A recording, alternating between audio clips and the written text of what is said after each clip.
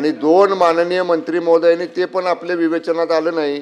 माननीय गणेश नाईक साहेबांनी, माननीय उदय सामंत साहेबांनी, माननीय उपसभापतींच्या निर्देशाचं पालन करू असं देखील रेकॉर्डवर घेतलेलं आहे। ते सचिवालय आपल्या निदर्शनाला आणलेलं नाही, ते अहवालात यायला पाहिजे। निर्णय दिलेला आहे नाही, आपला निर्णय मान्य आहे, आपला निर्णय मान्य आहे, पण मग ह्यांनी सभापतींनी उपसभापतींनी केलेलं निलंबन अस्तित्वात आहे का ते रद्द झालं ते तरी आम्हाला एकदा स्पष्ट कळू द्या। म्हणजे त्या रुलिंग मध्ये आलंय सगळं आता। नाही सभापती महोदय, आपण आता जे वाचन केलं त्या वाचनामध्ये उपसभापतींनी निर्देश दिल्यानंतर जयकुमार गोरेंनी त्या ठिकाणी मंत्र्यांनी तिथं हरकत घेतली, त्याचा उल्लेखच केलेला नाही।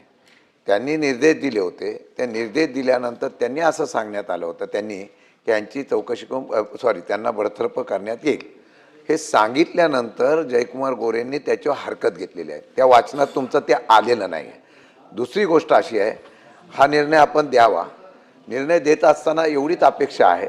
नाही, आपण परत वाचा। आपण जर ते निर्णय पूर्ण वाचला तर सगळे आपल्याला त्याच्यामध्ये नाही, तुमच्या वाचनातलं जे ऐकलं ते आम्ही बोललेलो आहे, म्हणून आपल्याला ते नसेल परत असेल तर परत वाचन करून दाखवा। ते उल्लेख तिथे झाला नव्हता, त्यांनी दिलेल्या निर्देशाचा उल्लेख झाला नव्हता म्हणून आम्ही उल्लेख केल्याचं त्याच्यामध्ये अंतर्भाव केलेला आहे आणि दोन्ही बाजूचं म्हणणं ऐकून घेतलंय, क्लिप ऐकली, खालच्या सभागृहातला निर्णय, वरच्या सभागृहातला निर्णय आणि मी निष्कर्ष नोंदवलेला आहे।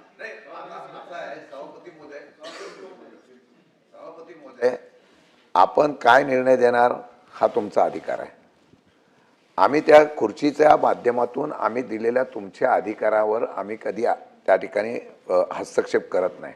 2 मुद्दे इथे फक्त आहेत। निर्णय दिला गेला, तो पीठासीन अधिकारी असेल किंवा तालिका सभापती असेल किंवा उपसभापती असेल, सभापती असो, आपण सांगताना सांगितलं काय की सभापती किंवा यांचा अधिकार हा ह्या असलेल्या म्हणजे या कार्यक्षेत्रापुरता मर्यादित आहे असं दिसून येत आहे।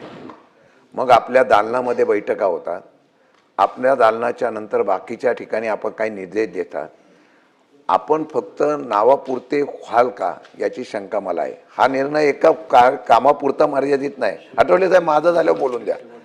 हा निर्णय एका निर्णयापुरता मर्यादित नाही। सभापती महोदय, आम्ही तुमच्या अधिकाराचा स्वतंत्रता राहावी, तुम्हाला अधिकार अबाधित राहावं म्हणून बोलतोय।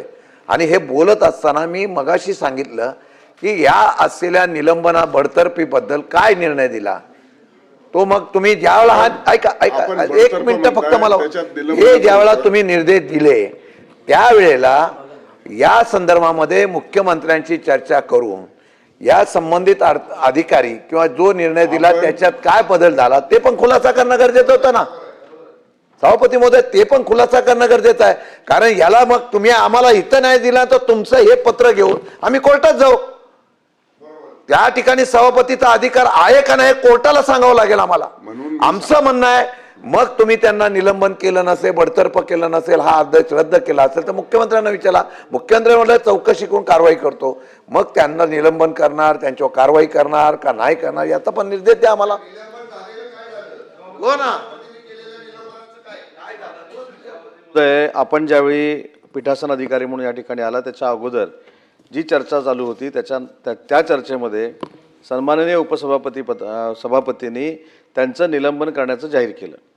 जाहीर केल्यानंतर उपसभापतींनी असं विचारलं की मंत्री म्हणून याची नोंद कोण घेणार आहे, तर त्याची नोंद ज्येष्ठ मंत्री गणेश नाईक साहेबांनी घेतली आणि त्याच्यानंतर मी देखील कॅबिनेट मंत्री म्हणून इथं होतो। त्याच्यावर मी आणि गणेश नाईक साहेबांनी असं सांगितलं की जो निर्देश उपसभापतींनी दिलेला आहे त्याचं शासन तंतोतंत पालन करेल, अशा पद्धतीची भूमिका त्यावेळी घेतली गेली। दुसरी महत्त्वाची भूमिका अशी आहे की जे उपसभापतींनी निलंबन केलेलं आहे त्याच्याबद्दल संभ्रमच आहे, त्याच्यामुळं आमची विनंती अशी आहे की तो संभ्रम कायम असताना अशा पद्धतीचं रुलिंग देणं हा शेवटी तुमचा अधिकार आहे, अंमलबजावणी करणं शासनाचा अधिकार आहे, पण ही संभ्रमावस्था संपूर्ण सभागृहामध्ये आहे।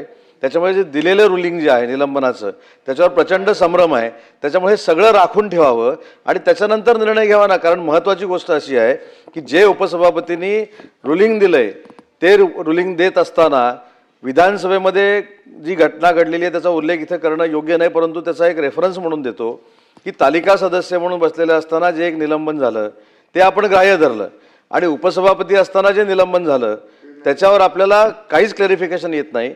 त्याच्यामुळं माझी आपल्याला विनंती अशी आहे की हा सगळा संभ्रमावस्था निर्माण झालेला जो प्रसंग आहे त्यामुळे तुमच्या अधिकारामध्ये हे राखून ठेवावं. आणि दुसरं जे आपण रुलिंग दिलं की याच्यामध्ये चौकशी करणार, पण त्याच्यामध्ये उपसभापतींनी जे रुलिंग दिलेलं आहे आणि आम्ही दोन्ही मंत्र्यांनी शासनामार्फत सांगितलंय की आम्ही त्याची कायदेशीर कारवाई करू किंवा सभापतीने जे रुलिंग दिलेलं आहे त्याची अंमलबजावणी करू, त्याचं आम्ही काय करायचं? मला वाटतं की आपण जे सगळं म्हटलंय ते माझ्या निर्णयामध्ये आहे आणि आता पुन्हा त्याच्यावरती बोलणं उचित होणार नाही आणि त्यामुळं माझ्या निर्णयामध्ये सगळ्या गोष्टीचा मी अंतर्भाव केलेला आहे. आपण आता पुढे जाऊया.